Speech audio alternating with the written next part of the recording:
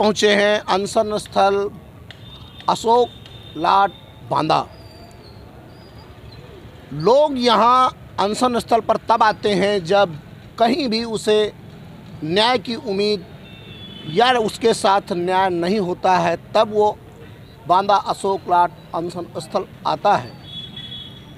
इसी उम्मीद को लगाते हुए आज अनशन स्थल में एक व्यक्ति आम ले चलते हैं उस परिवार के पास जो आमरण स्थल में अन्याय के खिलाफ आमरण अनशन कर रहा है, और उनके साथ एक वृद्ध माँ भी है।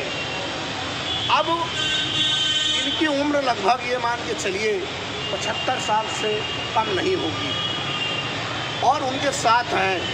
अब आप ज़रा उम्मीद करिए कि 75 साल का व्यक्ति अगर इस कड़कती ठंड में इस खुले आसमान के नीचे अगर बैठने के लिए मजबूर है, निश्चित तौर से कोई ना कोई बड़ी समस्या होगी, और उस समस्या को लेकर के ये लोग बैठे हुए हैं। आइए बात करते हैं कि मामला क्या है।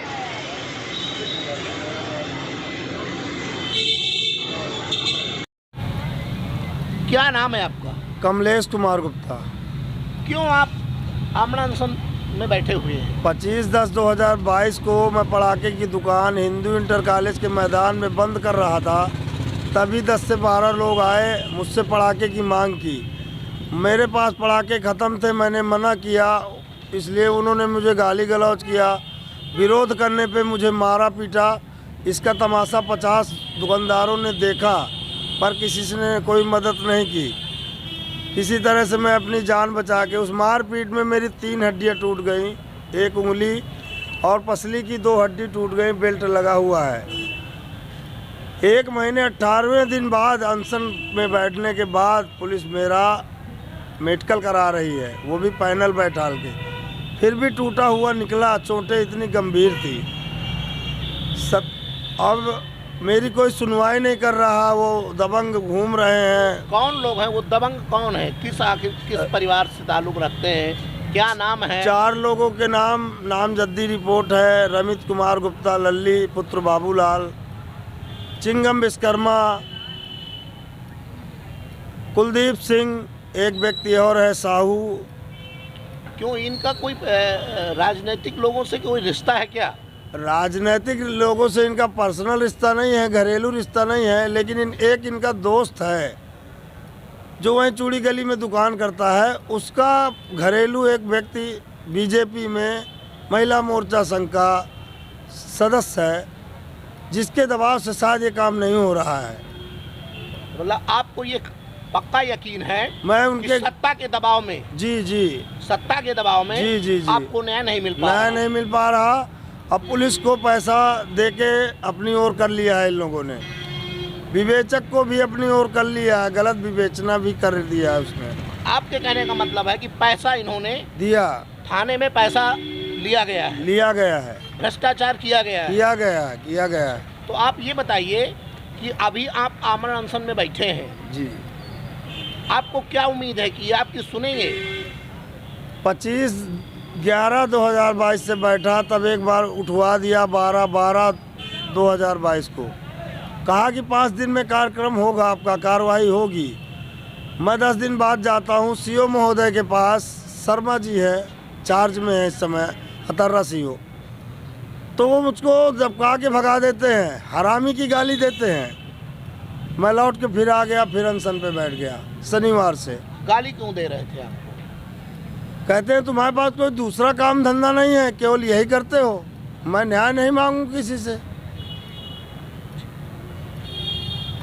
मुझे न्याय दिलाइए। माता जी को क्यों बैठा ले हो? माता जी कहती है कि मैंने कहा कि घर जाओ अम्मा, तुम्हें ठंडी लग जाएगी। वो कहती है कि तुम मर जाओगे तो मैं भी मर जाऊंगी। इसको खिलाने वाला केवल मैं हूँ, क्या करे बेचारी, कहाँ जाएगी। अपनी मेरे साथ ये मरने को तैयार है। मैं कहता हूँ कि जाओ घर, कहती है मैं क्या करूँगी अकेले जी के। देखिए माँ भी ये रो रही है, देखिए माँ भी रो रही है, माँ भी ये रो रही है, हैं? आपने सुना इनकी दर्द भरी कहानी आपने सुना। क्या पीड़ा है, क्या प्रशासन से इनकी निजी दुश्मनी है? अगर निजी दुश्मनी होती तो ये बंदा यहाँ अशोक लाट में बैठता। अगर कोई दुकान किए है और कोई दबंग आके मारपीट करते हैं तो पुलिस की जिम्मेदारी होती है कि एफआईआर दर्ज करे। अगर एफआईआर दर्ज हो गई है तो उनकी गिरफ्तारी करे, और एफआईआर उसकी हड्डियां टूटी हैं। जब हड्डियां टूट जाती हैं तो धाराओं में परिवर्तन हो जाता है और तुरंत गिरफ्तारी हो करके उसे जेल भेजा जाता है। परंतु प्रशासन का रवैया मुझे तो नहीं लगता कि कहीं से ठीक है। अगर कहीं से ठीक होता तो इस परिवार को, इस व्यक्ति को पुनः यहाँ से वापस लौट करके अशोक अनशन स्थल नहीं आना पड़ता।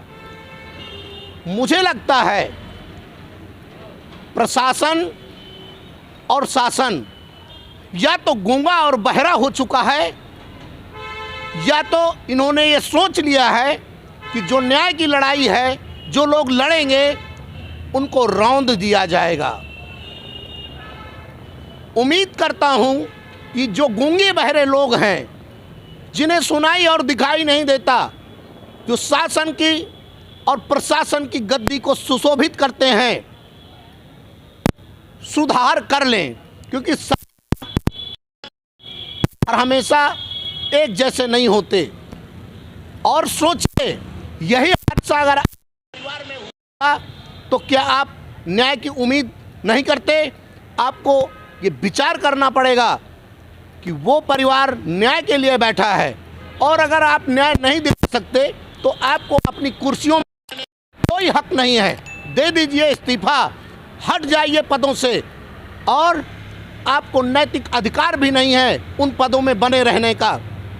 क्योंकि जब एक परिवार को आप लगातार, वो अनशन कर रहा है, लगातार धरना दे रहा है, और आप हड़काते हैं, आप उसे धमकाते हैं, उसके साथ गाली गलौज करते हैं, नैतिक आप नैतिक रूप से गिर चुके हैं और आप पद में बने रहने के तो लायक हैं ही नहीं।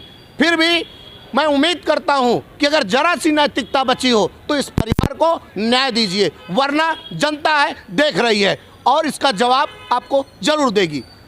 के दीक्षित, विभाग।